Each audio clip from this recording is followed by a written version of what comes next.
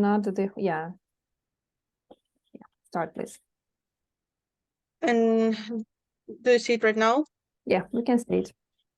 Okay, perfect. So, hi everyone. Let me introduce myself for those of you who don't know me, but obviously there is no one. I'm a third-year student at the Kyiv Polytechnic University. My major is engineering. What I would like to present to you today is how do I plan to integrate the acquired knowledge after graduating into my profession. My topic is relevant to everyone because we are in the same conditions and all of us are going to figure out how to apply obtained during our studying experience.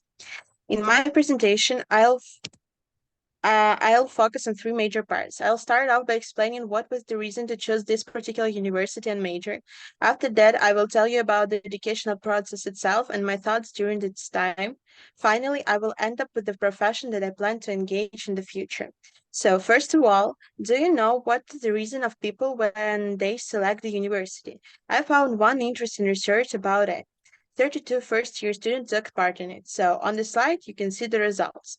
Reason why young people get the higher education and the most popular answer are getting a good job with a decent pay and acquiring the knowledge and skills necessary for the chosen profession. However, there were reasons not related to studies, such as desire to gain experience of student life, move to another city, or the family simply insisted on it. Some of the interviewers, including girls, explained this by the desire to avoid the army. Alternative trajectory of movement were the gap year. Most of the interviewed first-year students did not consider the possibility of taking a gap year. 12% saw such an opportunity, and only 4% interned higher education institution after a gap year. At the same time, the vast majority of respondents did not plan to enroll abroad. 16% of the respondents wanted to apply but did not do so, and 2% didn't apply to foreign universities. So, why do I show you that? Because now I'm going to explain my choice. I found out that only on this specialty in this particular university there was a chance to study in Germany on the third year of education as an exchange student, and plus I had already approved level of German language. Perfect plan, isn't it? But maybe you have thought, did I really something about the specialty itself? To be honest, I didn't read anything.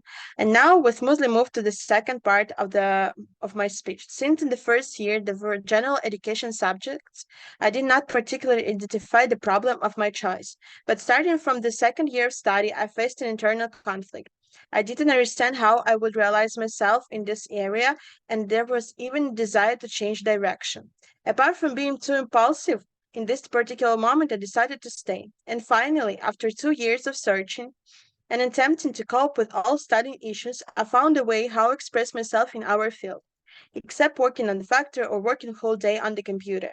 One friend of mine told me that his brother works as an English teacher in a pharmaceutical company. However, the only requirement was to have a grade in this sphere, not even the English level. This gave me idea that why do I find something similar?